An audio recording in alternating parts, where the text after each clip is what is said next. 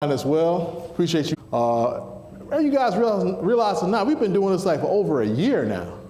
So we cover some intense topics here, and this one here is one I couldn't shy away from, that we kind of really have to look at, because it happens, unfortunately, in the world. Well, unfortunately, it does happen here in church settings as well. So we got to be able to look at it, how we can collectively address this issue. I'm waiting a few minutes here. I thought Pastor would be here, but Elder, if you don't mind giving us the blessing over this, sir? Yes. Yeah, she's going to get you a mic, so hold tight for 1 second. He's going to meet me halfway. God bless you, brother. Thank you. Let us pray. Father, once again, we are coming to you. We know that your word tells us that if anyone lacks wisdom, let him ask the Father of lights, and you will give it to us freely. And so, Father, we just pray that as we take this time to study an aspect of the mind and emotional behavior, that we will be able to not just learn information or not just hear information, but that we will learn it, and that it will become a part of who we are, so we can reflect the character of Christ, and that the mind of Christ will be the mind that we share. And so please guide us, allow your spirit to work through us and in us. Be with Brother Hudley as he gives us this word of thoughtfulness, and encourage him to speak boldly. In Jesus' name, amen. Amen. Thank you, Elder. All right, so as I always start here, let me give my medical disclaimer here. All content in this presentation is for informational purposes only. It is not intended to be a substitute for professional medical advice and should not be relied on as health or personal advice. Always seek the advice seek the guidance rather of your doctor or other qualified health professionals with any questions you may have regarding your health or a medical condition. Never disregard the advice of a medical professional or delay in seeking it because of something that was discussed in this presentation. If you think you may have a medical emergency, you call your doctor, go to the nearest hospital emergency department, or call the emergency services immediately. If you choose to rely on any information provided by you, do so solely at your own risk.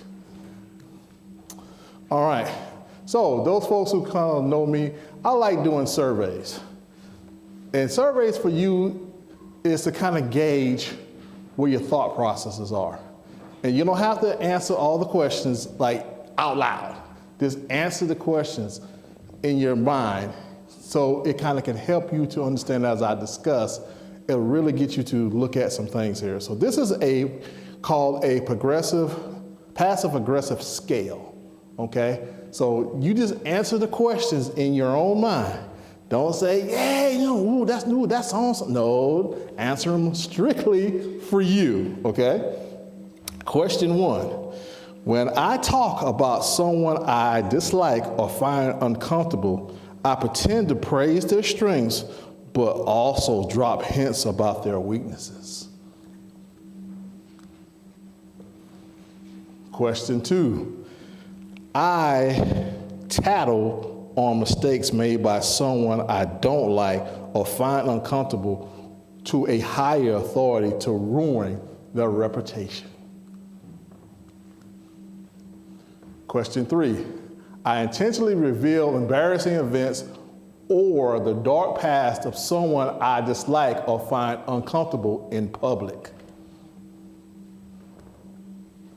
Question 4, I ask someone I don't like or find uncomfortable questions they can't answer in front of others to make them uncomfortable. Question 5, I mock someone I don't like or find uncomfortable by being sarcastic and pretending it's just a joke.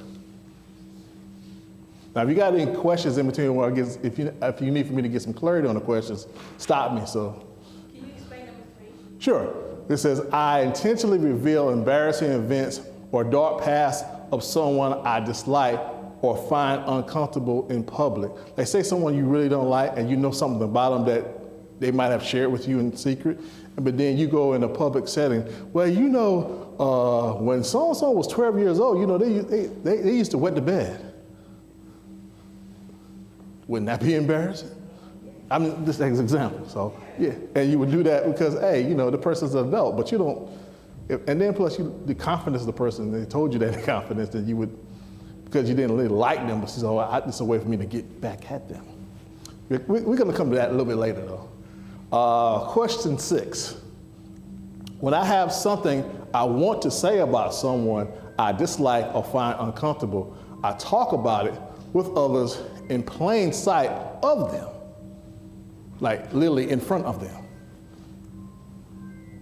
Question 7, I pretend I am the victim to give someone I dislike or find uncomfortable a hard time. All right, continuing here, question 8, I purposely avoid eye contact with someone I don't like or find uncomfortable. Question 9, when I meet someone I dislike or find uncomfortable, I try to get away from them intentionally. All right, question 10, I cut ties with someone I dislike or find uncomfortable, even though I know they want to get in touch with me and find out how I am doing. Question 11, when someone I dislike or find uncomfortable tries to connect with me by phone, I deliberately choose to ignore them. Question 12, I give someone I dislike or find uncomfortable the silent treatment. The silent treatment. Like, really? Like you just don't say nothing. You know how some people give you that look. Yeah, I know what I mean by the look. Like, why are you talking to me? Why, whatever? That look, like really, you talking to me? You know, it's called the look. Question 13, when someone on social media I dislike or find uncomfortable asks me a question, I pretend I never saw the question in the first place. Question 14, I have a cold and dismissive attitude towards someone I dislike or find uncomfortable. Question 15, I deliberately delay someone I dislike or find uncomfortable to give them a hard time. In other words, you drag it, okay? 16, I pretend to help someone I dislike or find uncomfortable, but sabotage their work behind their back. 17, when I work with someone I dislike or find uncomfortable, I intentionally don't do my share of the work and end up penalizing them. In other words, make them look bad. Okay, number 17, when I work with someone that I dislike or find uncomfortable, I intentionally don't do my share of the work and end up penalizing them. You want to piggyback on that? Well, no, I was thinking, because that happens a lot with group projects. So when you have someone that you're feeling like, okay, they're not respecting, like there's a lot of times where in a group project things don't come out fairly or something. It's like, well, if I don't do my part, then the grade reflects all of us. And so instead of just telling the person, hey, you need to do your part, or I'm not going to help you, you know, it's like instead of having a direct confrontation, it's just, well, I'm just not going to do my part, and then the whole group is going to get a bad grade.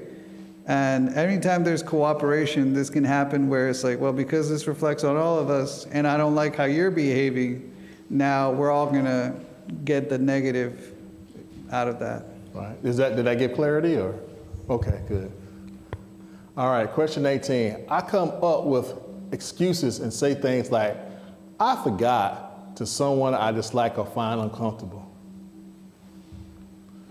Question 19, I deliberately procrastinate when someone I dislike or find uncomfortable asks me to do something.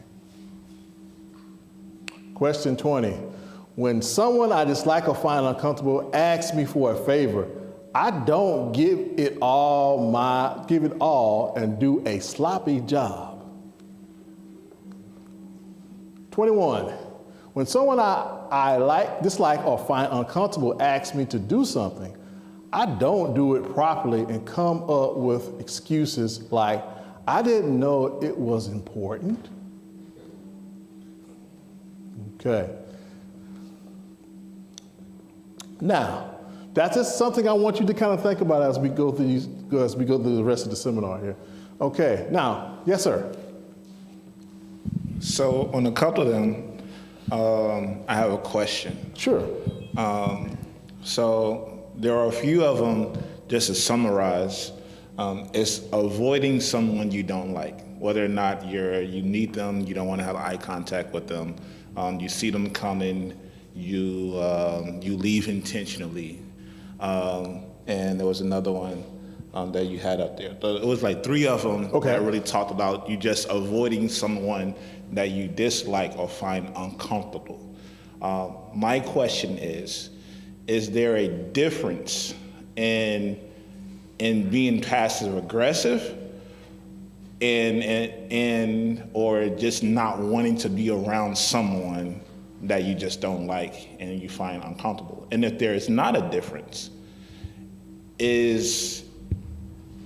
are we saying that this behavior is not okay? Okay. And can I ask too, to add to that, is avoiding confrontation passive aggressive? Okay. Well, all right. I'm gonna answer both of them because it's a good question, because I'm hoping at the end of that would answer that, but I'm gonna go ahead and kind of, no, that's fine. But that's a good point. It's a good point, because here's what happens. I'm gonna give you an example. How many of you ever been in a situation, you've been in a grocery store, and you see a person, you see a person in the grocery store, and you know they talk you to death. And you know as soon as you see them, oh man, they're gonna stop you. Stop talking about me, brother. See, you said it. I didn't say it. You said it. Okay. So, but you purposely, you see them in the aisle, and you go 2 aisles over just to make sure they don't see you. Okay. And then as soon as they, oh Daniel, how you doing? Let me tell you, when my feet hurt me, and you be like, oh man. That's something totally different than a person that you deal with and you see their behavior still keep jugging at you and you don't know how to address their behavior, and you say, it's best for me to avoid them because I don't know how to address their behavior. Versus that, you see what I'm saying? Versus where... So you're not saying that I don't really just like them as a person, right? Right. It's just like, it's not really like as a person, but I can't get along with someone.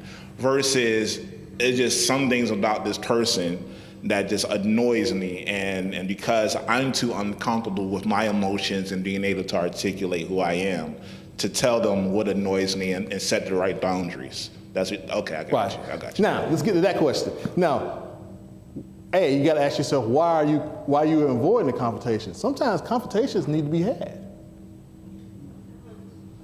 Okay? Because sometimes it gets to an understanding. I've always learned there's no standing like an understanding. So if I understand that when you don't get along, we don't get along. But I understand we can find a fair medium and get along and get things going. Get it going and address it. And then it makes everybody feel better. Yes, sir.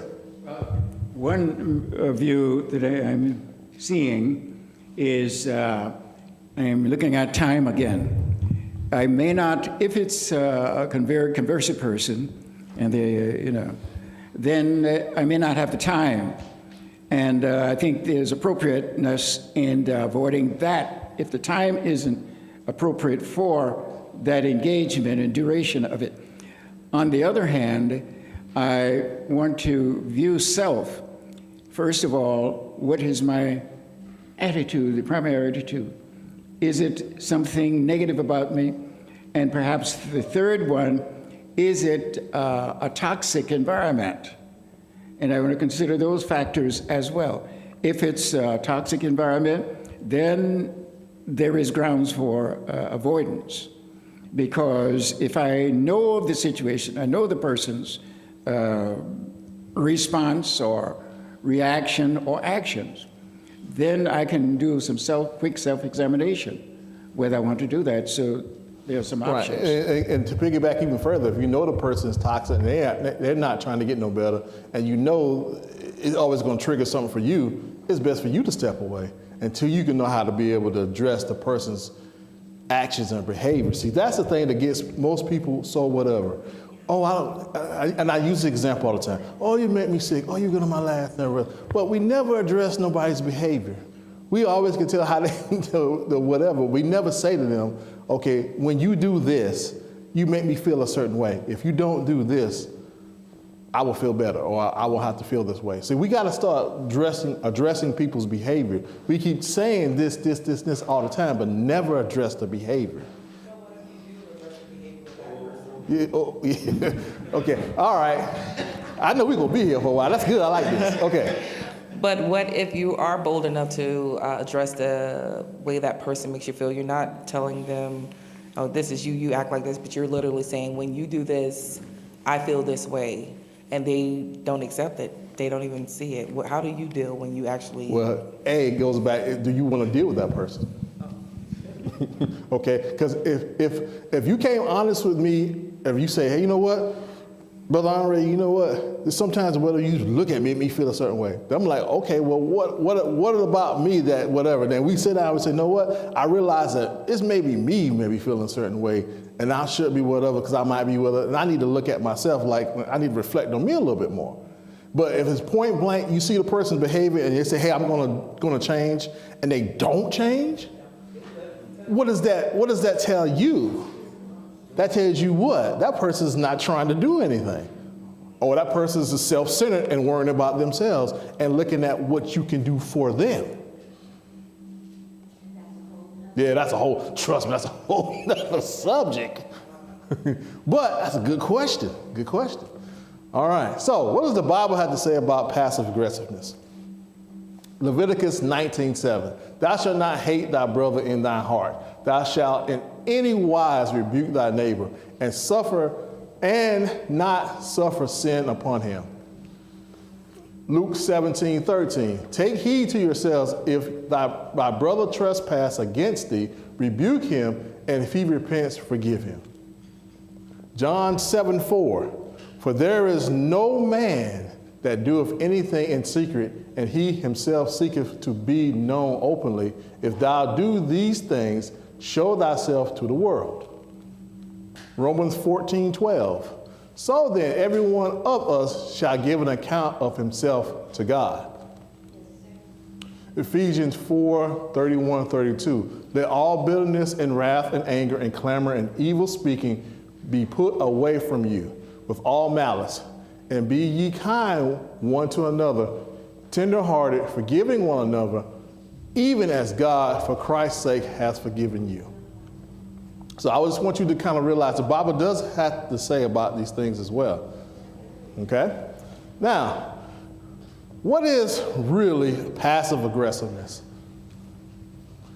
I act in a passive aggressive way when I hide my hostility by seeming to be nice to someone I dislike and unable to be honest with the person.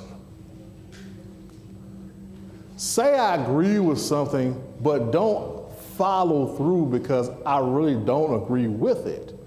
In other words, yeah, I'm gonna do that, but never do it, okay? Because I really don't want to do it. I really don't like it, but I just keep telling them, yeah, I'm gonna do that, yeah. Act opposite to what others are expecting. Quietly manipulate to get my own way after voicing a completely different opinion just to keep the peace. Yeah, don't worry about it. Yeah, we fine. Knowing that you're not really going to do that because you know if you say you're not going to do it, the person's going to start right there on you and then you're not ready for that. And so you just say, you know what? Yeah, I'll do that just to keep the peace. Seeking revenge by agreeing and looking good, but never following through on my promises. Telling people what they want to hear, even if I don't believe in what I'm saying. Now I know I'm doing. I always learn the worst lie you ever can tell is to yourself. Exactly.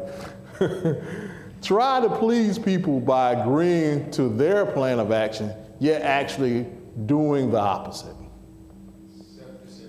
There you go. Act one way in which is true to my inner feelings, yet say another. Am out of touch with my inner feelings.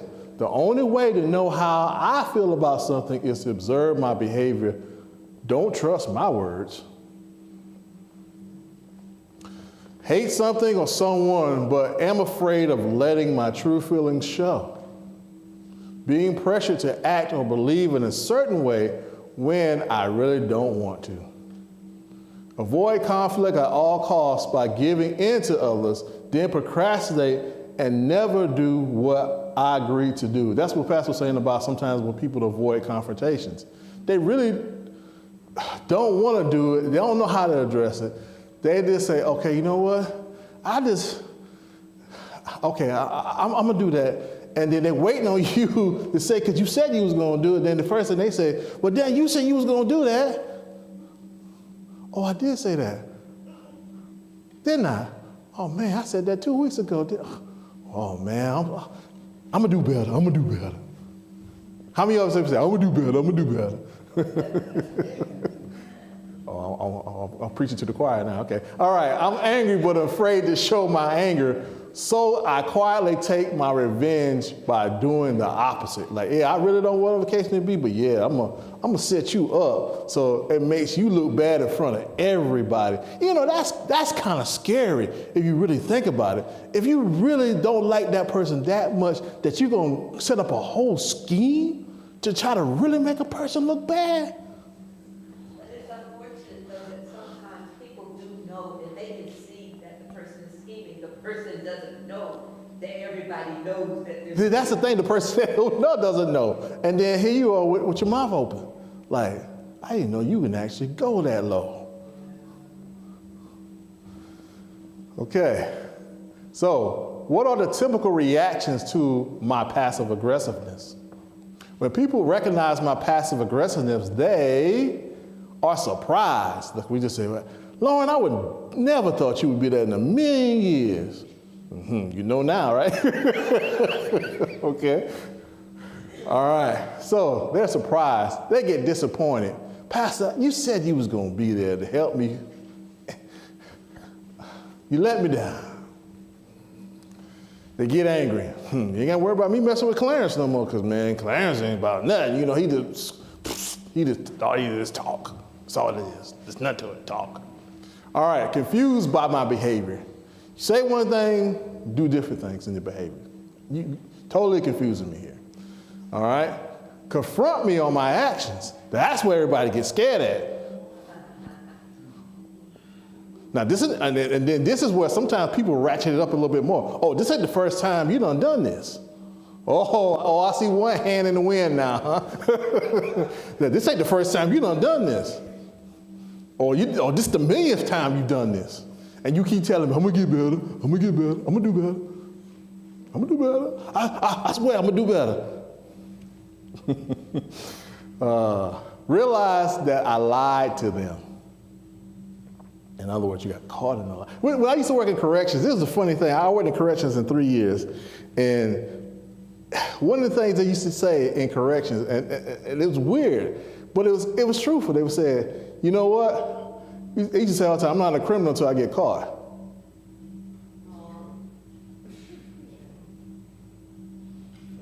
Yeah, I'm not a criminal until I get caught. I know, I was like, what?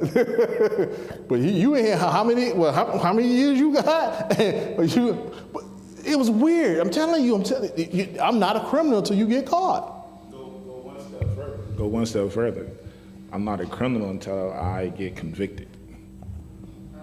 Mm-hmm. Yeah, seriously. They had, when I used to work, I used to work in the mental health part of corrections. And I would have folks who have major mental illness who would do crimes. South Carolina is one of most other states that they don't care whatever case it be. If it's something you do, you're gonna go to prison, okay? And they just treat you while you in prison, okay? So yeah, they was like, hey, this is what's happening. It happens. Like I'm not a criminal. Get frustrated by the inconsistencies in my behavior, just the pattern up and down, up and down. Begin to battle with me, resulting in a conflict greater than the one I originally tried to avoid. So in other words, I start pointing out everything that's wrong with you now. How many times people would ever, all right, this is the one thing that's wrong, but now here's the whole litany of things start coming down. You know what? You this and you that, and you trifling, all of it comes out now. Yes, exactly. Oh yeah, I know I didn't like you. So I'm telling y'all, I'm laughing because these things, you guys, I'm saying what you say in your head that you won't say aloud. Okay? And that's what's happening. We battle with that. Okay? Get upset and fly into a rage, and this damages the relationship. See, I knew I shouldn't have. Trust me. Now, I'm going to take it one step further, Brother Langston. I've heard people say, yeah, I know I should have whooped I should have whooped your friend. Ooh, trust me, I was like, okay, that's not good. All right? No longer trust me. Okay, I'm a firm believer that your words and action must match. If you say something, match it with your behavior. If your behavior don't match what you're saying, I will not trust you. I will not trust you until you show otherwise. That doesn't necessarily mean the judgment of that is appropriate, depending on the source, because the way one person sees it may be biased. And you may be judged on that as you just mentioned. I'm talking about in a realistic kind of aspect. If you say to me, Clarence, all right, hey, I need for you to help me with X, Y, Z, and I'm going to meet you here at 2 o'clock, okay? And you say, all right, I'm here at 1:55. 2 o'clock comes, 2:15, 2:30, 3:30, 4 o'clock, and you don't show up. And then Why you wait that long? Right, and then you say, hey, I try to reach out to you, whatever. Then you don't pick up the phone. And then I'm like, okay, you know what? Unless something, so I'm thinking like maybe something really might have happened to you. So I'm like, I'm concerned now because I'm thinking something might have really happened. But then I see you the next day walking down the street and nobody's business. Then I'm like, okay, I'm gonna feel a certain way. I just am, and then we just had to have that discussion. But I know that's not you, but I'm just saying for example. Yes, definitely for real. Yeah, you got to tell me something on that one. You just had to tell me something. Like, you got robbed or something. You had to tell me something, okay? Resent me for being dishonest.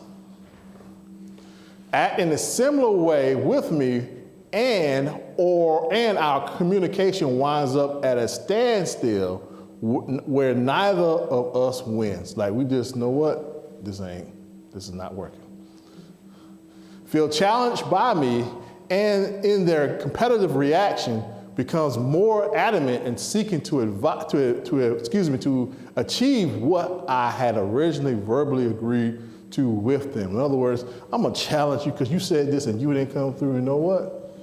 How many of y'all sometimes when you deal with people, you store stuff in the back of your head? You see like, I see this person done this. Okay. I'm not gonna say nothing. I'm just gonna sit there and okay, I'm gonna watch that. Cause I know that's why I'm bringing it up, because we do that. We say, okay, I'm not gonna say anything. I'm just gonna watch that, see where it goes. To see where it goes. And sometimes that might have been a one-time thing, but then I start seeing the patterns. Because believe it or not, ladies and gentlemen, boys and girls, we as human beings, we have patterns in our behaviors. Most people who really know us sometimes know us better in our patterns than we know our own. So keep that in mind.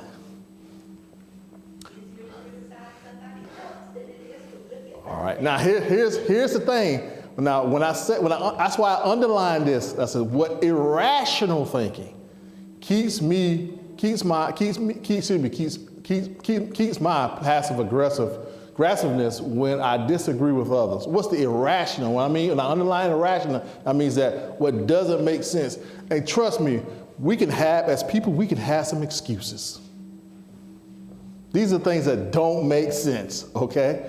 Look at this. I must avoid an argument, fight, or conflict at all cost. Irrational. Did we just say that sometimes we need to have conflicts to iron some things out, especially in relationships or couples, and if you in a relationship or you're married or whatever, and you're trying to do a savings, and each time the other mate keeps spending something, and you keep saying, hey, we have this for the savings, but each time you keep pitching into it, and you say, well, why you keep doing that? Well, I saw this, it was on sale. What do you define as a sale? That's something totally different, but sometimes some things need to be said, like, okay, if we said that we have an agreement, we're supposed to do this, this is what we're supposed to be doing, okay? So let's work together here, okay? I never win in confrontation. Sometimes confrontation is not always about a win-win all the time. Sometimes it's to the point of just getting to an understanding. Why do you feel about something? How would I know that if I don't have a conversation with you? If you don't share what you really feel? Hey, tell me about me, that something in my behavior that you didn't like. So if I care about you, I love you, I'm gonna do better because I don't want you to feel a certain way. So don't think of that. Again, this is irrational thinking here. There is no use in opposing them. They are much powerful than I am. Now, men, sometimes we think of our wives like that. Like, she much more powerful. I'm not saying anything because it's what she says is go. And statistically speaking, in most marriages, most decisions, and 80% of most decisions that made in the household are made by women. I'm just saying statistics. That's all I'm just saying. Now, I didn't say reality. Because some things some things you have to, and sometimes you got to have a rule of thumb. I'll give you a good example. If say for example, your washing machine goes out, and your husband and wife and your washing machine goes out.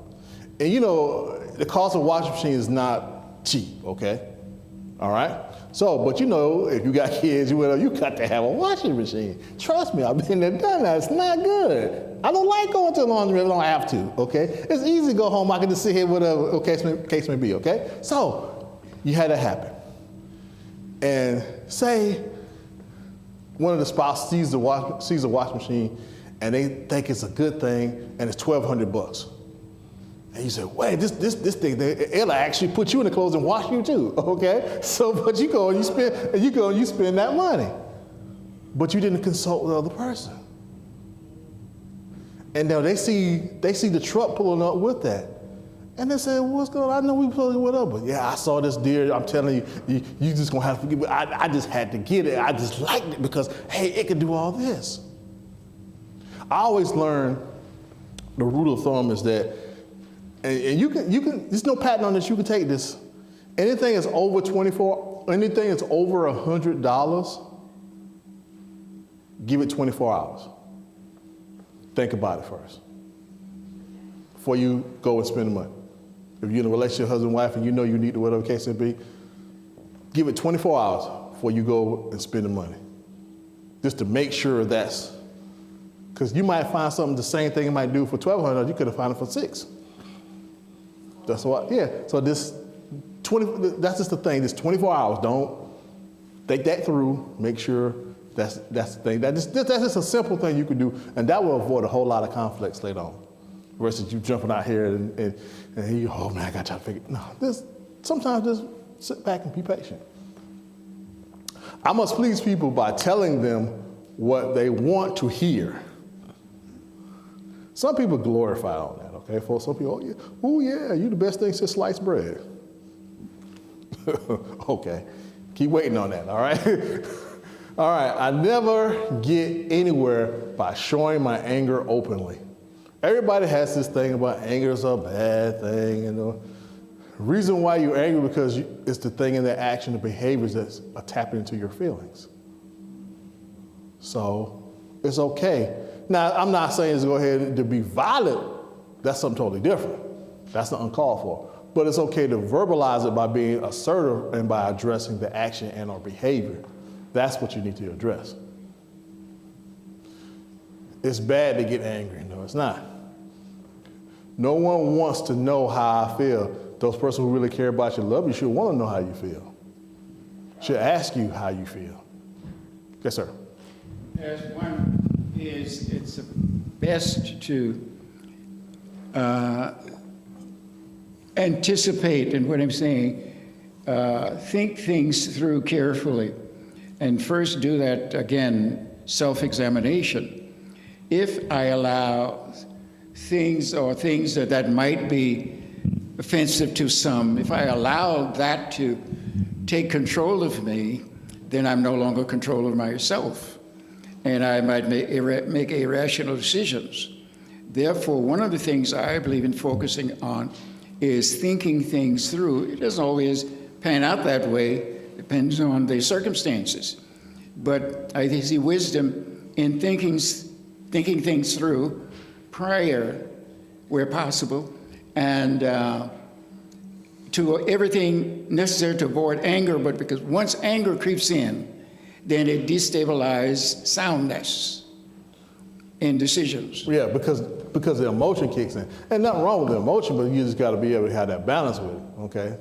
I mean, anger is a regular human emotion. That's a whole nother subject, but it is a human emotion that everybody has to deal with. But I'm telling people don't shy away from it. You just address, again, go back to the actions. But hey, if you got to take a deep breath, walk away, count to 10, whatever you got to do to address the issue, instead of just coming off the first thing saying the first thing that come to your mind, don't do that, because you might regret that. Yes, ma'am. I like what David said in Psalm 119. He said, trouble and anguish have taken hold. David said, trouble and anguish have taken hold on me, but thy commandments are my delights. Exactly. My commandments And that's the viewpoint you have to take. That, okay, yeah, it might whatever, but I got to address that behavior. I got to not let it consume me or over consume me where I lose everything. Because sometimes you can wind up losing a good relationship or whatever the case may be. You don't know. No one will understand how I feel. My problems are unique. I need to hide them since no one would understand. Again, those folks who really care about you really want to understand. I am a loser and a failure anyway. Why try to defend my position? Again, these are just irrational thinking points, okay? Yes, sir. Yeah, I mean, we have to be careful that we don't justify our passive aggressiveness, because passive aggressiveness can feel like the best solution where I'm angry, but it's easier for me to avoid the problem, and then we can justify it to ourselves. And I think a lot of times we get in trouble when we justify anything we do. We need to make sure that we are critical of our own actions and saying, is that really the best thing, the best approach? Because I may avoid getting in a fight with Brother Ray, but it's going to cause a fracture to our friendship that would have been easily solved if we just had it out for a minute. And I feel justified because I'm like, well, I don't want to fight with him and I don't want to deal with it, and it's better this way. And we rationalize irrational thoughts. Excellent point. Yeah, continue here. I'll never win in this situation. Why try? I enjoy seeing people get blown away by agreeing with them and then doing the opposite of what I agree to. Some people thrive off that. As a pastor, please don't do this to me. I would much rather you tell me to my face, I don't like it, I'm not doing it, then I know what's going on. This has happened to me so many times. I'm like, oh, all right, everyone's on board, everyone agrees. and then nothing happens. Like, what happened? I don't understand. Just tell me what you like.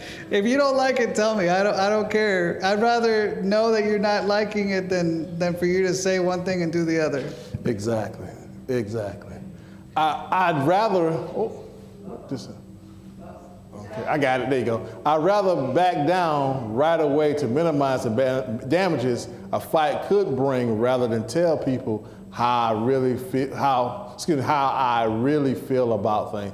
Pastor just said that, you know what?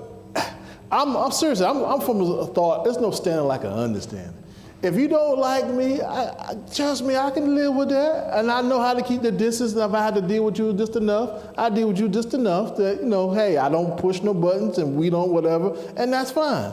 But we get along, oh man, that's a beautiful thing, we all can get along. Because hey, man, we can really move, we can do whatever. And eventually I want to get to the point that, hey, if you can get along with the person and they say, well, you know what? You're not as bad as I thought you was, you're all right. And then I'm like, yay, let's move on. Yeah, we can do some other things now. Because, the preconception, okay, here's his thing, and I'm gonna move forward here. The next, when we say attitude, what does attitude really is, folks? Anybody can give me a definition of what the definition of attitude really is? No, it's even deeper than that. Is your emotions being played out. Basically. It's even deeper than that. Okay. It's your perception. That's what attitude really is. It's your perception, how you really see something, which ties to your emotions and your feelings. So if you really see me as being bad, guess what? Until I change that perception, how you see me, you're gonna see me as being bad. And that's why you will have a bad attitude towards me. One of the aspects. Don't get too far off, but that's one part of the aspect. Yes, ma'am. I can't repeat.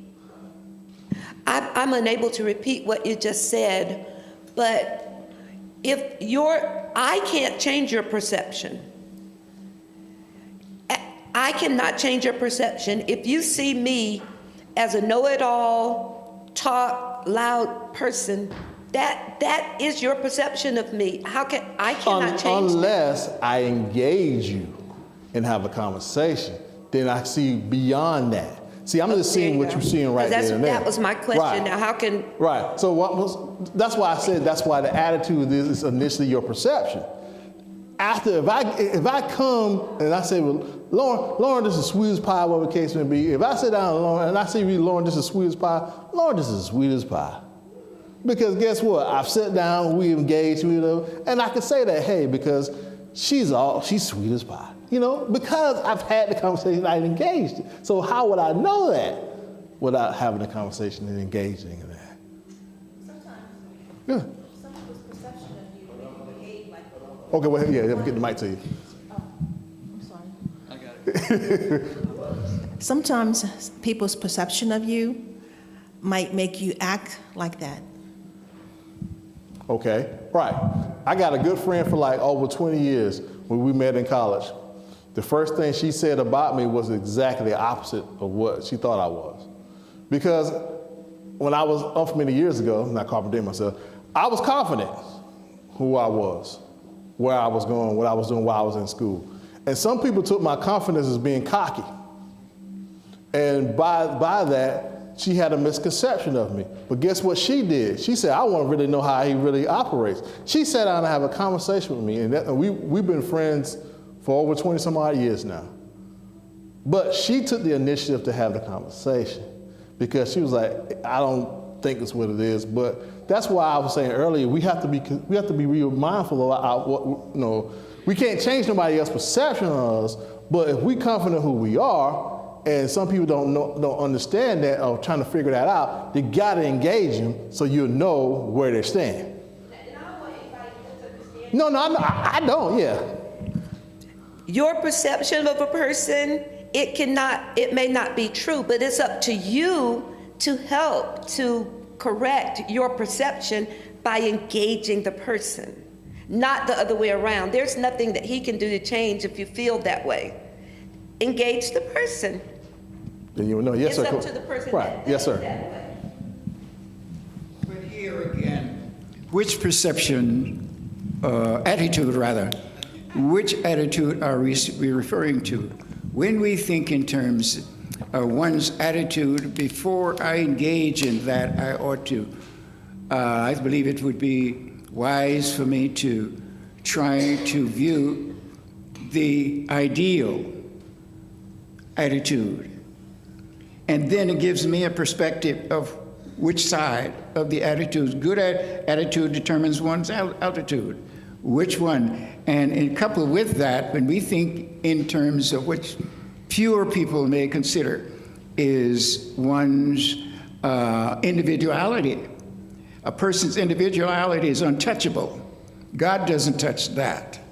And a person may be confused with a person's individuality and consider that to be offensive to them when that is not to be touched, because God, again, does not touch our individuality because that's who he made us. And because of that, it's wise to ascertain which attitudes are we talking about. It might be offensive to someone who is blind to that, and so on. There's enough room to play in right. So this answers your next question, the irrational thought. It's so hard to be honest with people and how I feel when I feel it's counter to what they want me to feel. Okay? Because people, sometimes you got to remember, folks, feelings are fickle. I can make you feel, I can go ahead and make you all feel any way I really want to right about now. You say, how can you do that? What kind of power you have? It's not that. I can use words and say certain things that can make you feel a certain way. I'm going to use this as an example. This is only an example. I can say, Jonathan's good people. And if I say, Jonathan, hey, man, you know what? If you come to church for the next couple of weeks, man, I'll give you $100. Guess what? Jonathan will beat me to church. Okay? And then Jonathan coming like, hey man, remember that $100 you said you was gonna give me?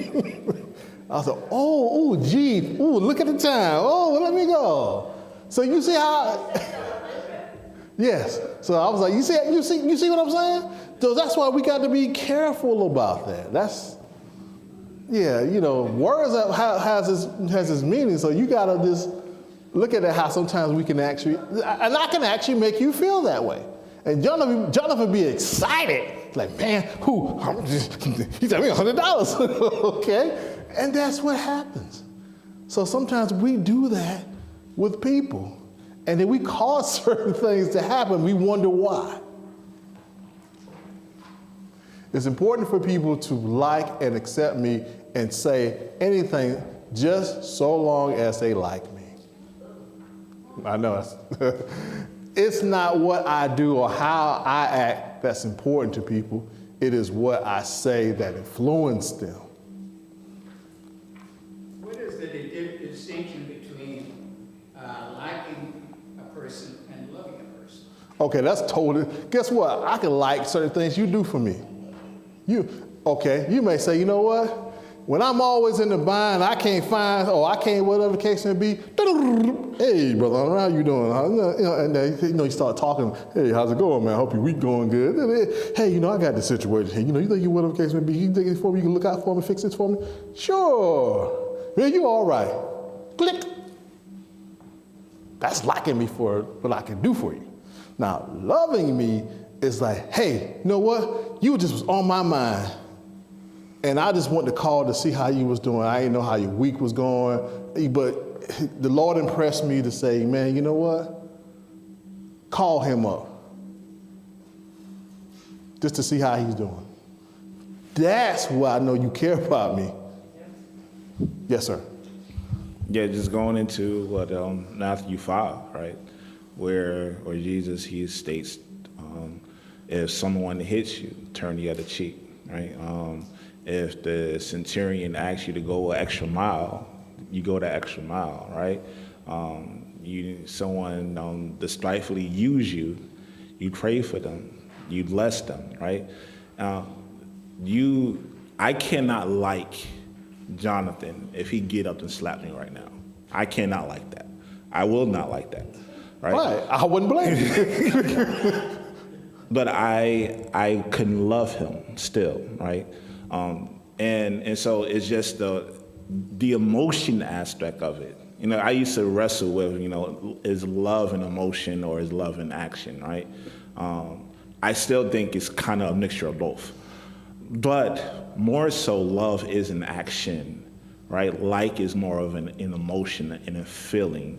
And we are called to love and not necessarily called to like. Correct. Love is more of a principle of action. Think of it that way. And in addition to that, if there's an offense or even a person that they are very offensive and offending as well, when I look at it appropriately, I believe that, looking at idealism, divine idealism, of another person, I know that whatever offense that person commits, it is really not of that person's intelligence. They are not aware that they are being offensive. It depends on under which power they nestled or choose to be. The offense should go as at the culmination of the judgment. The offense goes to the accuser, the enemy. So if this person is offensive, I know that this person is not aware under whose influence they are being governed by. And so Satan is the one. But this person, when it comes to intelligence, I am to be merciful, compassionate, and yet be firm in the right manner. So it's not necessarily the person. It is the initial offender. All of the adverse causes, evil causes, is from the enemy. And comparatively few people are aware of their negative action is of themselves. They will take credit for it, but it is general. It is from the. It goes right to the next one. People will never know I'm angry and disagree with them, so we'll just keep going. I hide my feelings well from others. Feelings don't count. It's better to deny my feelings than upset another person I am in disagreement with. I'd rather lie than get into an argument with someone. And if I lie about how I feel, others will never know the truth. Okay? Now, here's the key. How do I recognize when someone's being passive aggressive with me? How do I know? Okay, I can tell that people are being passive aggressive with me when they always agree with my point, even when I am being narrow-minded or blinded to the other's alternatives. That person may have a great idea. My idea is the best. Yeah, I hear what you're saying. And in your mind, like, man, dang, he had a good idea. I ain't never thought about that. Yeah, but I can't let him know that.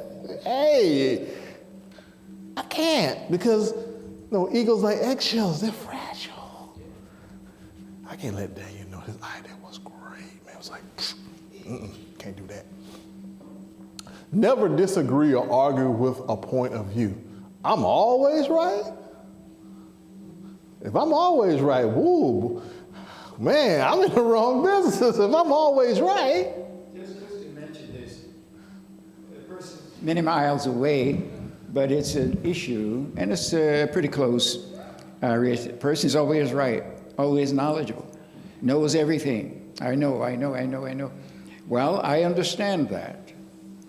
However, wherever we can use Christ's methods to try and diplomatic ways of trying to reach the person, that I'm not always right, and there's always room for enhancement, improvement, which was just shared in the sermon this morning. No matter to what height we've climbed, there is still much more room that I have not attained to yet. Exactly. And by the way, just to add to that, much what Pastor mentioned this morning, what he mentioned this morning about constant growth. And I think more often than not, the average person, all have sinned, are not aware of many things where their progress is impeded. And even in where they want to go, but not knowing how to get there and not realizing the hindrances that exists with them. And so wherever possible and again, diplomatically as possible, to help that person to see that there are certain impediments that is hindering their forwardness, their movement. Correct. When we are being repetitive in the hindrances, cause, effect, solutions, and so on. Yeah, here's the big one right here. Take every opportunity to put me down in a humorous or sarcastic way. Oh, yes, ma'am. Go ahead. Do our users mostly likely are passive aggressive? Yeah, because it's a part of power and control issues. Yeah. Because the thing is that most people who are abusers, they try to control every aspect of your being. If I can control the narrative, I control where it goes and where I want you to go. So can that be passive aggressive can go along with narcissism as well? Yeah, to a degree. Because narcissism is the ultimate of being self-absorbed. And again, if I'm trying to control the narrative of a person in a relationship or whatever, yeah, I can actually use it as a means to be able to control you. Like, say for example, I shut you off from your family, where you can't make any contact with your family. I track you on your phone, and you were supposed to be here 20 minutes ago. Who told you to stop at the grocery store? And that's a whole nother subject within itself, trust me. I mean, that's a whole nother subject. Good question though. Never confront me with their negative feelings. Or when you ask them, oh, I'm feeling fine. You sure everything all right? Like this pastor just said earlier. If something ain't right, tell me it's not right. Or no, pastor, did you think about this? Oh, pastor be like, hey, I never thought about this, but no, it's fine. Where you agree, pastor, you're it.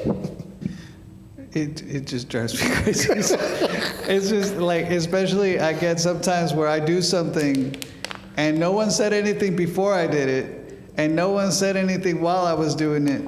But then afterward, they're like, oh, if it would have been better if you did, why didn't you tell me? The whole story.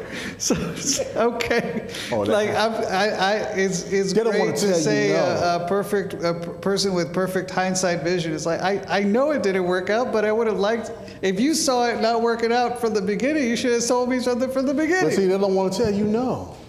It's almost like they like to just watch it unravel and be like, oh, I knew it wasn't going to work. Like, if you knew it wasn't going to work, why didn't you say anything? Waste of time and energy and all that. I'm not mean. It's not like you say something to me, I'm going to be mad at you. But a lot of times there's a pride in the sense of, if you would have done it my way, it would have worked. And I've seen it where churches, and this is an aside, sorry to take time. That's all right. No, okay. I've seen a person who was upset about something. They were planning a building. They were going to do some construction. The person saw a flaw in the plan, but they had been passed over to be the head of the ministry. Mm-hmm. So they were constructing something. They saw a flaw in the plan, held their mouth. The church does it, and then later on, there's an issue that comes up. It costs the church $50,000, and the person is saying, if you would have asked me to do it, if you would have asked me to be in charge of it, I would have done it well. I saw it happening from the beginning. To me, that means that person is willfully harming the church.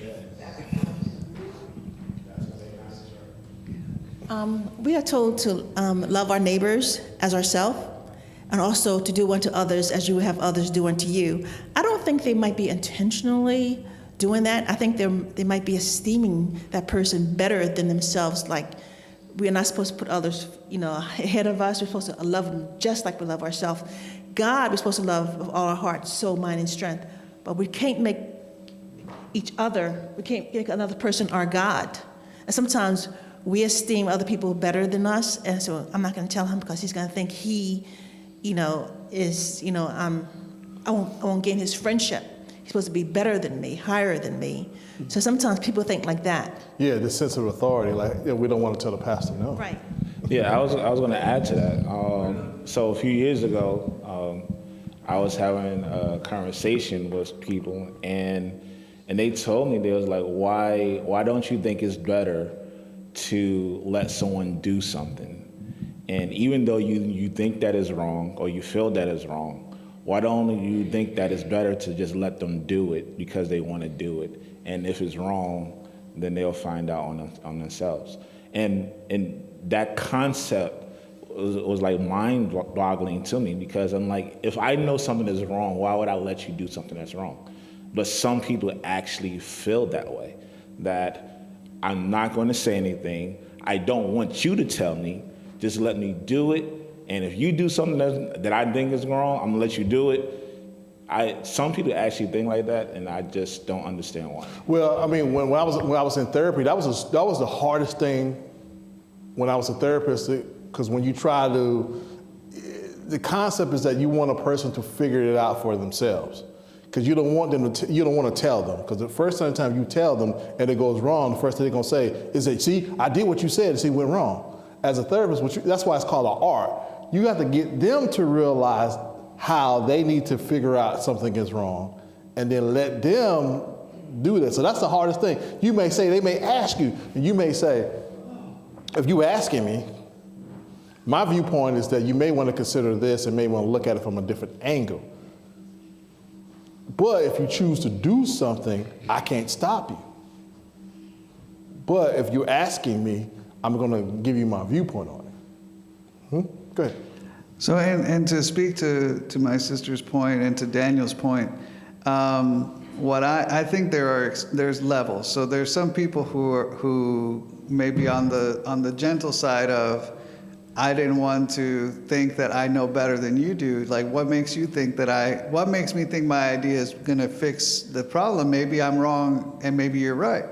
On the other extreme, the person who did the thing that I mentioned specifically, he intended to hurt the church because they had hurt his pride. But where is the middle ground that I'd like to encourage people to find? And that's what you had mentioned. So you might be looking at something that the church is doing and saying, well, there's an obvious problem with that approach. There's something that I see. And the worst case scenario, you go to the person and say, hey, have you considered this? You know, I see that you're planning something, and I'm happy that you're doing it. I don't want you to feel like you can't do it, or that, oh, if I don't do it the way that this person is suggesting, then they're not going to support me.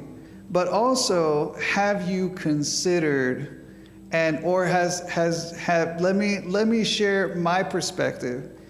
But a lot of people, and this isn't to call them, you know, only God knows the heart, but to me, there seems to be a poison in the heart where the person says, I see that it's going to fail.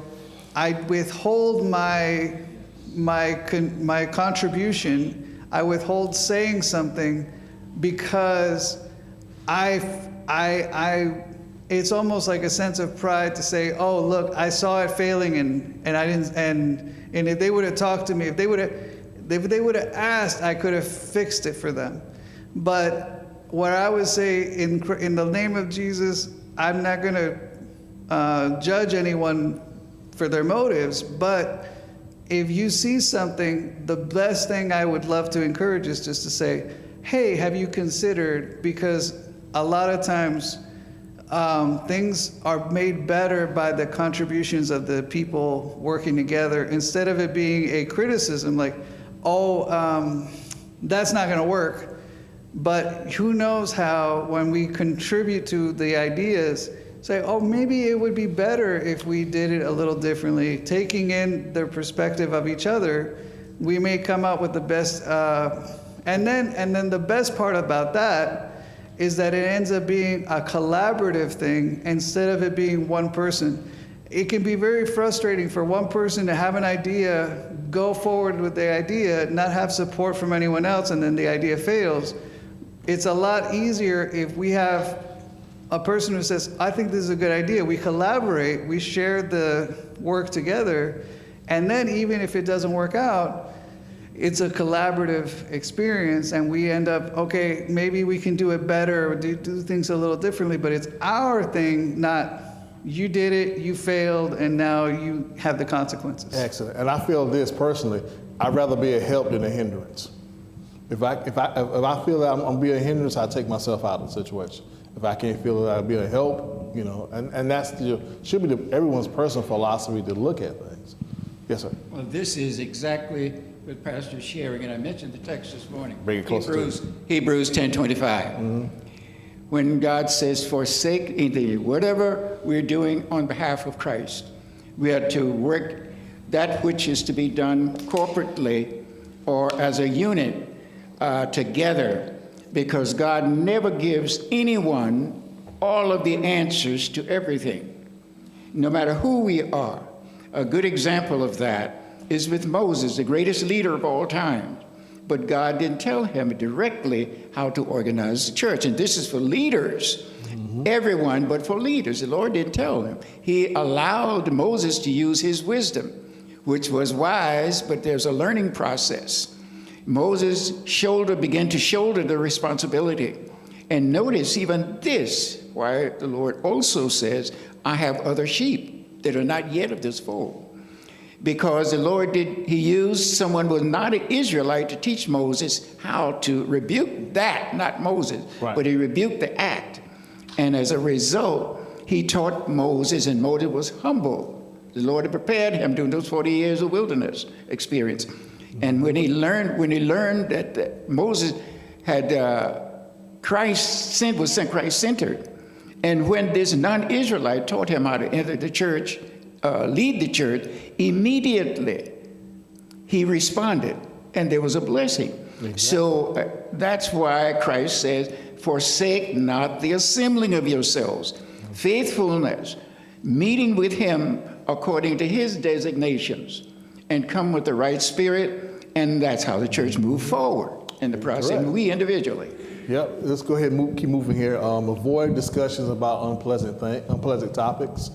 Are always cheerful and upbeat to my face, but yet I hear from others how negative they are about me behind my back. Okay. So, right. Sorry, not to interrupt, go ahead. I want to address this for us as a church. Realize that speaking about someone behind their back is the work of Satan in the church and has led to a lot of issues within our church. I'm not talking in general, I'm saying the Columbia Midtown Church. Be careful when you speak about people, because even if you don't say it to their face, that negativity destroys our unity in relationships. So it's, even if you're saying, well, I would say this to their face, then say it to their face and don't say it behind their back. Okay, now, so okay. We need to be prepared for that, because sometimes some people ain't prepared for that, or they don't expect that to come from you or you or you or you or you. It may come easier from you, but it may not come as easy to come from me, because again, I may not have the choice words to say certain things. I may just come out. Some people just have no filters. How many of you have relatives that have no filters? I have my relative, my aunt. She would literally, when I say no filters, she had no filters. If you came in with an outfit, she would literally say, where the blittity blittity blit, where to get that from? And why did you buy that blittity? That look like blittity blittity blittity blit. Okay? There are some people who are like that. And I hate to say this, there's some people among us that sometimes are like that as well. They'll just say it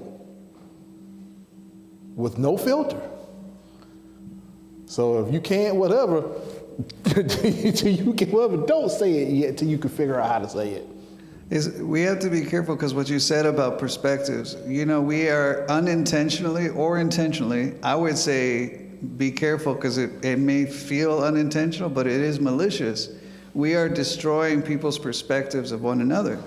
And even if I just say, oh, well, I'm saying this between me and Clarence, I'm hurting that person in Clarence's perspective. And we have to be very careful because we say, well, I don't want to be mean. You're being worse than mean, you're being destructive. And if you feel like it would be inappropriate to say this to the person themselves, it's probably not appropriate to say it to someone else, even if they're your friend and we've known each other for a long time. I mean, not to be talking about the dirty laundry of the church. We know that no church is perfect. But I can see where those conversations, even though I've never heard the conversation, I can see how it's impacted the unity and the love within our church. Excellent. Even though it's not like the person said, oh, this person over here said this about this other person, but I already know that it happened because of the impact it had. Well, that was a mouthful right there. All right, yes.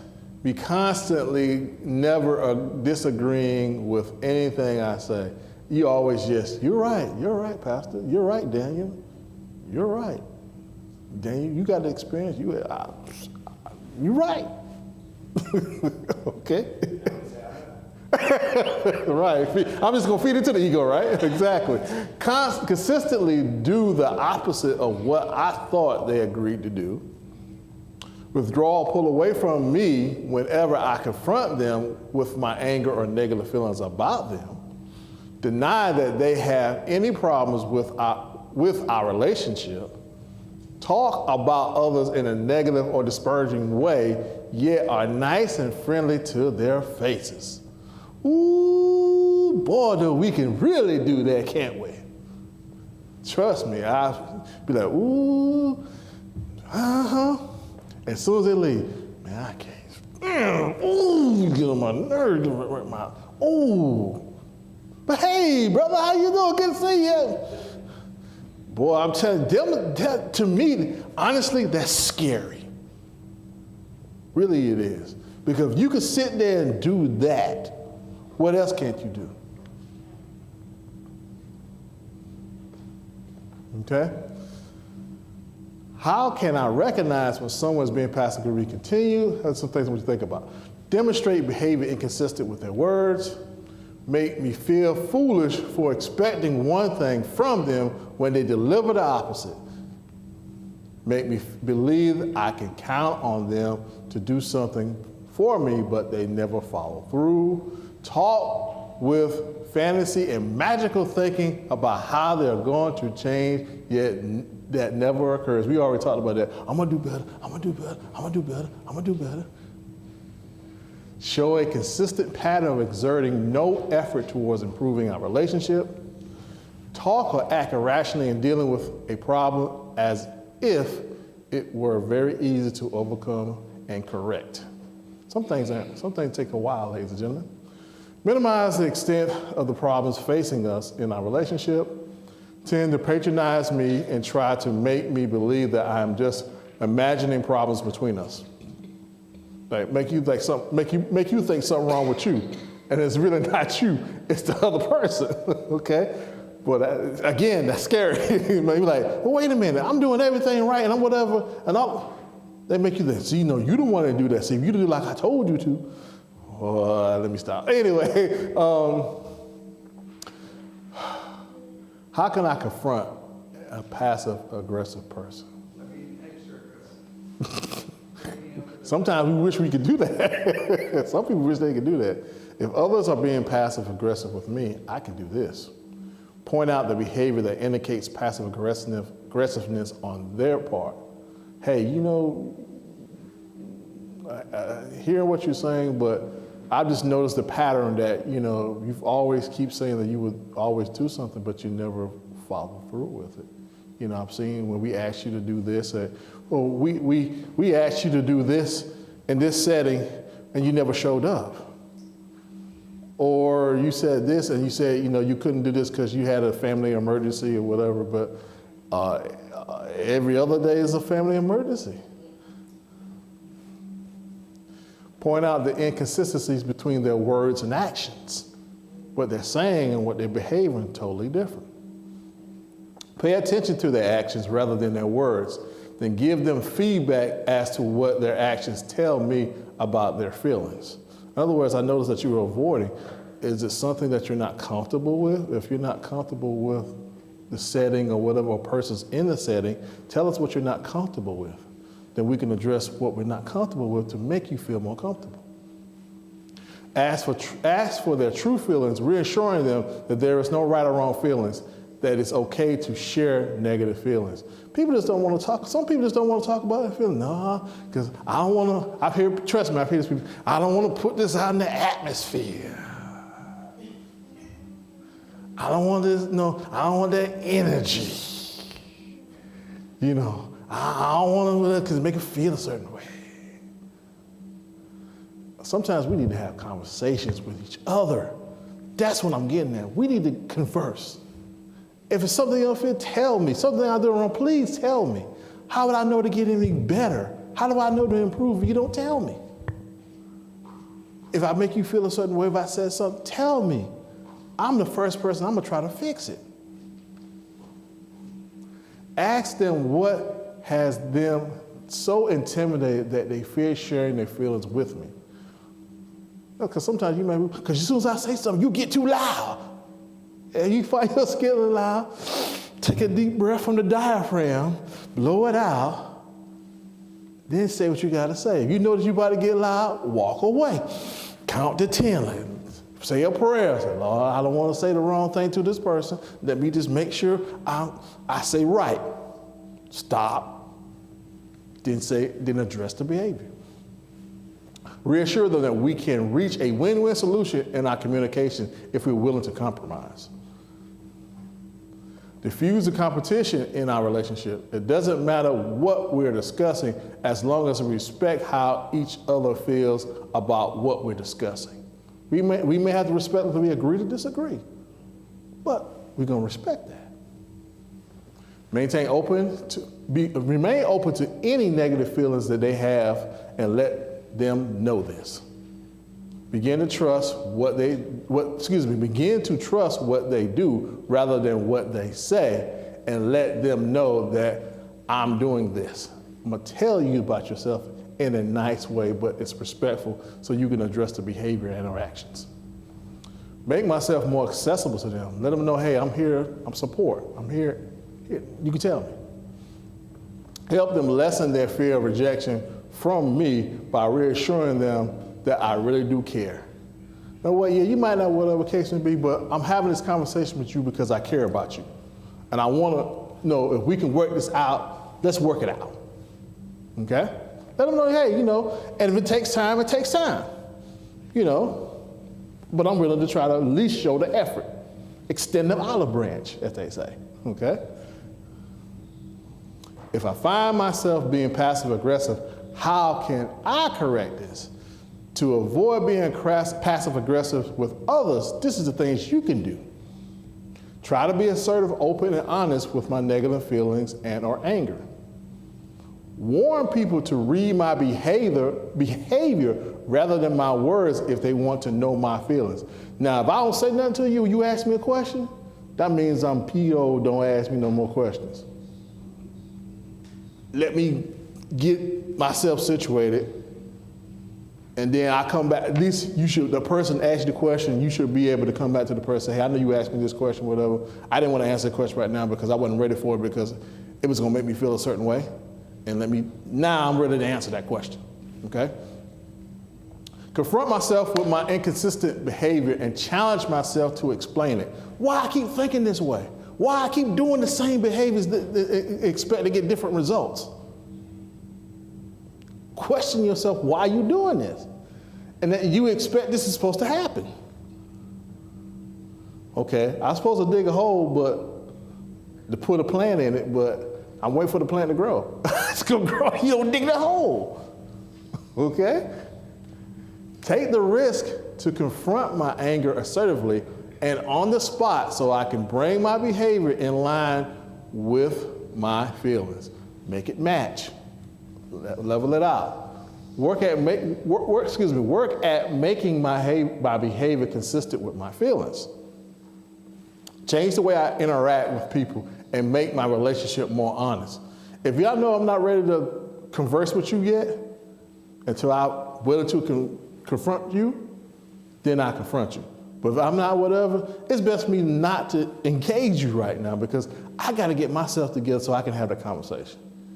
And then once I'm whatever and I care, I'm going to have the conversation. Admit that I've been a liar. Work at being more honest with people, even if it results in a conflict. In other words, you've been lying to me all this time? Come on, man, I thought we... Okay, you know what? I gotta appreciate that. At least you said to me, you stopped lying to me. You know what? I gotta take that face value. Because at least you realized you was lying to me, and I had to respect the fact you came to me and told me you was lying to me. Yeah, I might feel a certain way behind that, but you know what? If I go back and really think about that, you was being honest, and I gotta respect that. Yeah, I might feel a certain way, but for you to come back and tell me that, I gotta respect it. Because you told me. Because you didn't have to tell. You could have kept lying to me and said, man, you all right, man? And lying to you, feeling like, man, okay. You don't have to do that. Identify the irrational thinking that prevents me from confronting people when I'm angry. Learn how to become assertive with my negative feelings. Accept that it's okay to have conflict or disagreement. I know that, honestly, this is the hardest struggle I see that people, I don't know why people don't want to address issues or conflicts. They say, oh no, everything's supposed to be peaches and cream and la la la la and flowers. And man, sometimes we might have to have a knockout, drag out. We may have to have a serious discussion about some stuff because I might really feel a certain way about that. Yes, sir. The problem, I think, is that, as we've said, fighting is bad, negativity is bad, confrontation is bad. So we don't want to fight with other people. We don't want to negative. We don't want to do these things. And so we're told it's bad to the point we don't realize just because you swallowed your anger doesn't mean it's gone away. And just because you're not dealing with something doesn't mean it's disappeared. You can't throw a sheet over a tiger and expect everything to be okay. You gotta deal with it. But the problem, I think, is a little bit, I feel bad that I'm angry. I don't want to be mad at you, but I am. So it's not like denial doesn't help anybody. And it might be a legitimate reason why you might be angry with me. Or maybe not. Yeah, or it might be that I may have a bad misperception about it, and then I didn't talk to you, and then once then you say, you know what, Pastor, you know what, I saw that totally wrong. Now I see what you're saying since you brought it to me that way. I'm glad you clarified that for me. Okay, we all right, because you made me feel better because now I understand where you was coming from. Because again, you might have came at me because I don't want, because he's a pastor. I don't want to challenge him. He would. Some things, not saying everything got to be challenged, but some things, if I'm like this, if I don't know, I'm gonna ask. Ask the question because sometimes I don't know all the answers. I might have to say, well, Pastor, you might have a better experience with it. Now, make sure I'm understanding this correctly because maybe I might be just misunderstanding this piece differently or seeing it differently.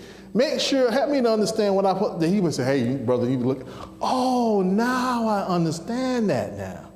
Because again, it's engaging, it's having a conversation. I won't know that until I talk to you, until I get up off of it and ask the question. I don't know. If I don't know, it's okay if you don't know. Ask.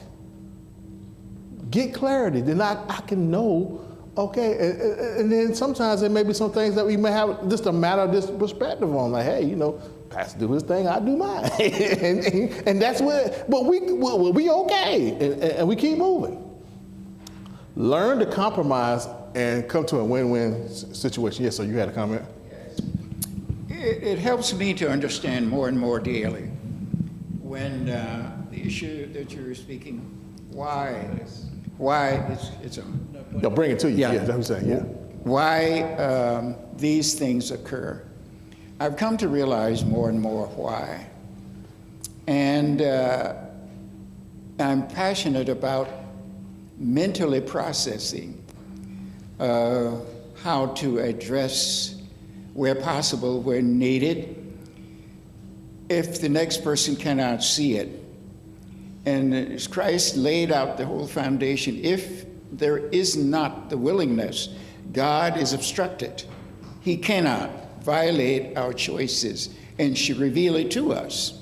And he says that in John 17, that if we are willing, and coupled right with the text was, behold, I stand at the door and knock. If we open the door and invite him in, he will begin to draw the curtain and reveal to us in proportion to our ability and all of that. And so if a person doesn't realize consequences have not come to that point, they cannot see it. Therefore, they are set or fixated in their views. And there's a person, a beautiful, beautiful family, loving Christian family in their own world, but here's a person is committing suicide every day. His health is, you can hear it from a distance, that cancer is in the mix, constantly coughing. It sounds like, it took me some time to determine that it wasn't a dog heaving. And families are serious about it, and yet the person's a beautiful, loving person, but they just don't see it. And they're going down, down, down, physically, health, every way, but they just don't see it. So here's a helpless situation for us to face. God has to do it with the person's permission. And so wouldn't charge the person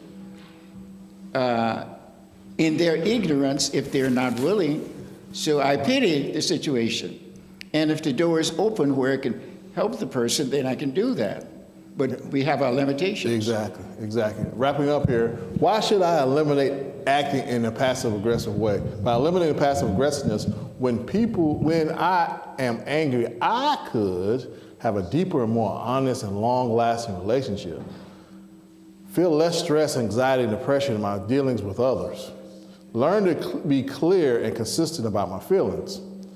Reassure others that they will no longer have to guess how I really feel. Stop resorting to lies about my feelings. Develop self-respect, self-confidence, self-esteem, and self-worth. Have more energy because I would no longer be defending myself from powerful, intimidating people. Have clarity of focus and purpose. Work on the things I want rather than what others want for me. Have fewer people venting their rage on me. Okay. Experience a sense of harmony in my life. Now, let's get to the crux of how we really can do this in a practical sense, okay? First step, you gotta recognize that the behavior occurs. To do this, I want you to answer these questions.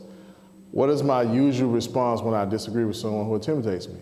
How do I feel when I am angry or upset or someone who intimidates me? How often do I agree with these people rather than confront them just to avoid conflict? What beliefs do I derive by avoiding confrontation? What are my feelings after I have backed down from someone who has intimidated me? If I feel like, I get depressed, I get whatever, that's something you need to look at. I was like, I just want to slap the next person that come to me. Okay, those kind of things. From whom I have backed down, how successful was this? How often do I go ahead with what I've had planned, ignoring what these people wanted me to do? What usually results from my failure to follow through with my part of the plan? What do I do now after I back down from a disagreement? Am I passive aggressive? How can I tell? What are the results? How often does this happen? Does this happen to me every day, 3 times a week, every 5 minutes? Look at the patterns. All of us have patterns. Under what circumstances do I resort to passive aggressiveness? Like sometimes when people step on your toes and you don't want to deal with certain things, it makes that rise up. What is involved with these situations? Why do I resort to passive aggressiveness? What are the negative results of my passive aggressiveness? Step 2, If I find that I'm resorting to passive aggressiveness, then I need help to recognize the negative impact it has on my life. To do this, record the following aspects in a notebook. Pay attention to this. Write a story about 5 separate instances during which I've acted passive aggressive. In each story, detail when it happened, with whom it happened, what I was angry about or over what we disagreed, why I was intimidated, why did I later show I was being passive aggressive, the reasons I act the way I did, how others reacted to my passive aggressive behaviors, how others confronted me on how I was acting, what did they what did they told me about my behavior and how they felt about it, the final outcome of the situation. Step 3. Now, you're ready to really look at your behaviors, and these are things I want you to do in this following exercise. I want you to write a sequel of the stories that you come up that you did in step 2. And then each sequel, I want you to look at what can I do differently when I recognize that I was angry and had a negative feeling. How honestly confronted my feelings as being different from my behavior. How I made sure that my actions were consistent with the expressed feelings. How I gave others permission to call on me if I deviated from the expressed feeling. In other words, somebody called you out and you said you was going to do better, and then that person called you out and they said, hey, you said you was going to do this, but you did the opposite of that. Take that humble pill with that and say, you know what? I needed to hear that. Okay? How I was handle my being assertive with anger and or negative feelings, how we resolved the conflict or disagreement that resulted, the impact this confrontation had on our relationship, how the stress and anxiety of intimidation and power games was eliminated from our relationship, how I felt about feelings to handle my anger and or disagreements in a healthy way, the benefits of being direct and assertive in confronting my anger and or negative feelings with others. All right, step 4. Once you have been able to rewrite all the passive aggressive in the behavioral script, because that's what I'm teaching you to do in this situation, how to write a better script for yourself when you find yourself in those situations. You can write it down, but you can have a mental script as well, how you can put it together and apply it. Whenever I'm angry or in a disagreement with someone, I would strive to do this.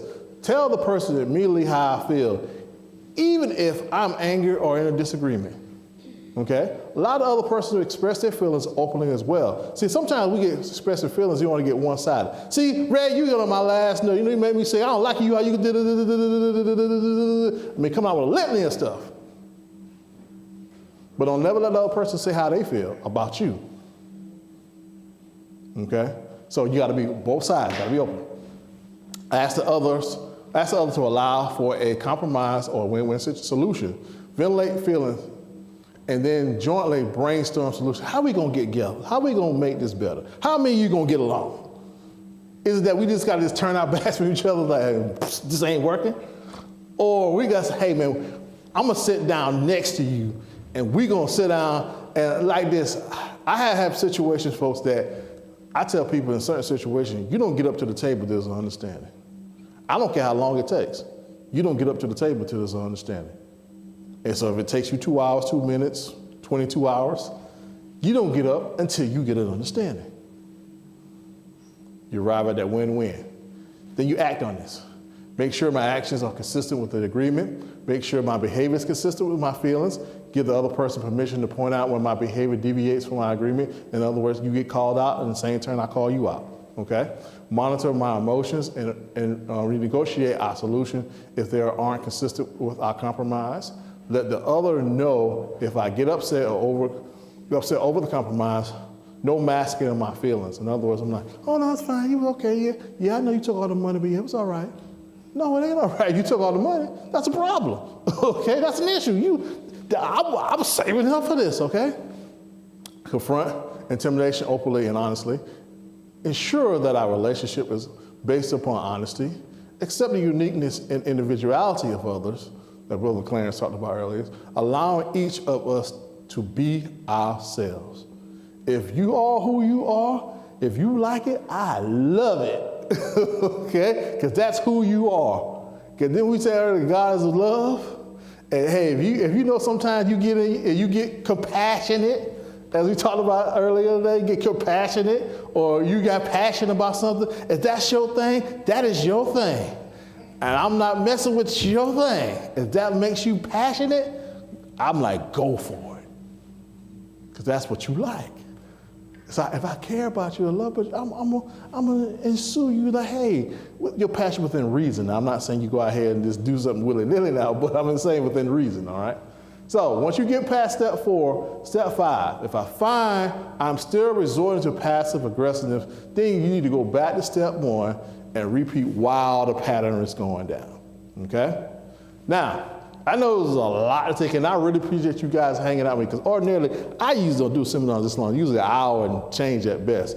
But I appreciate you guys hanging out with me, because I know this was a touchy subject, and it's some things that we really need to be able to be said. And if some things you didn't get the chance to cover, you always can go back at our Facebook page or YouTube. And also, if you want to be able to get a copy, because there's no pattern on none of the things that I present here, you just email me and I'll be more than glad to send you the PowerPoint if you want to be able to go back and review it for yourself.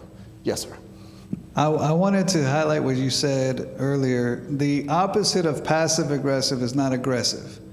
It's not that you come up to the person and say, I got all these issues with you and let me fight it out with you. It is acknowledging and confronting, and it's not necessarily an aggressive behavior. Is, hey, what's going on? Hey, what are we doing? And identifying negative and resolving it.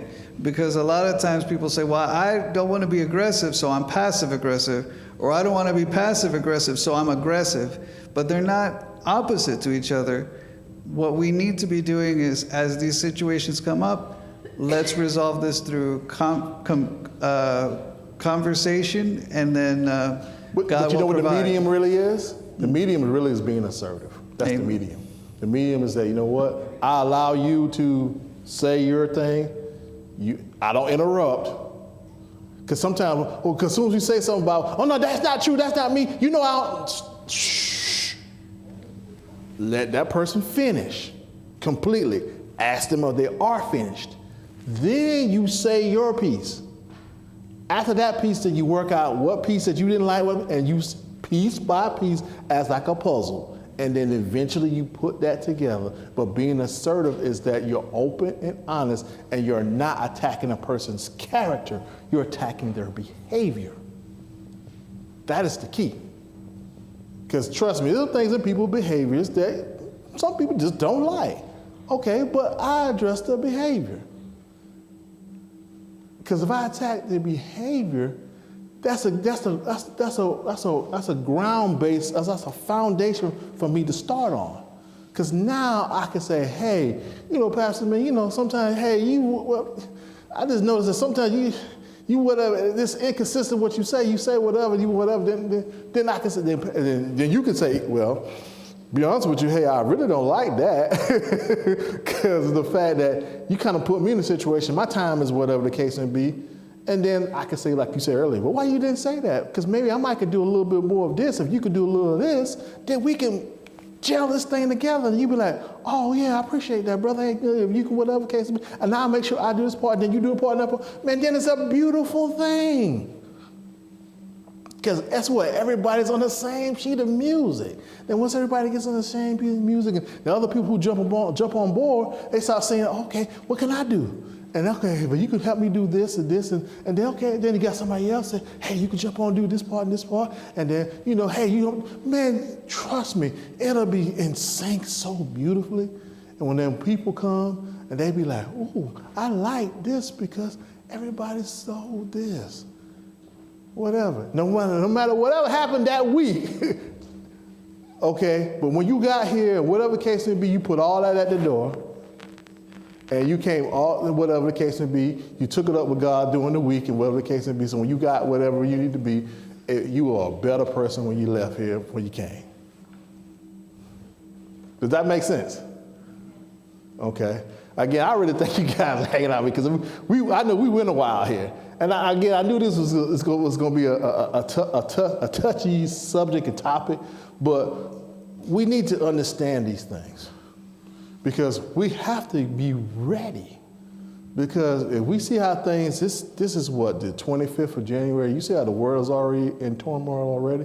And we haven't even made 30 days in this new year, and we see things going on. We gotta tighten up the screws here a little bit, folks. We gotta work to do. We do. We have work to do. But let's work on ourselves. And because we work on ourselves, trust me, when everybody, whatever the case may be, who can whatever, we can deal with that because guess what? We already overcomers. We already know. Look here, you could sit here and say, you know what? Hey, I've been where you've been at. Let's sit down and have a conversation. I can hear you more. Because I'm not going to, because A, I have no judgment, no whatever, but I can sit down and, you know what? Hear me out. Trust me, I'm the best listener ever. I'm the best listener because I'll let you all day because I want you to get all that out. Because sometimes you don't realize, folks, when you get all that stuff out, do you know you process things better? Yeah. Just get all that out. And then you can move on and pick up bigger and better things. Okay? All right, Pastor, lead us out in prayer, please, sir.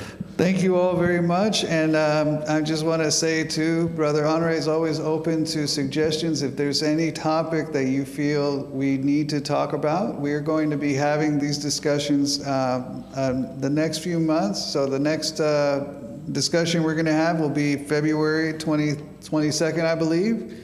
And he'll be presenting in that time. And we're so glad that he's sharing this information with us. But as we close, let's have a word of prayer.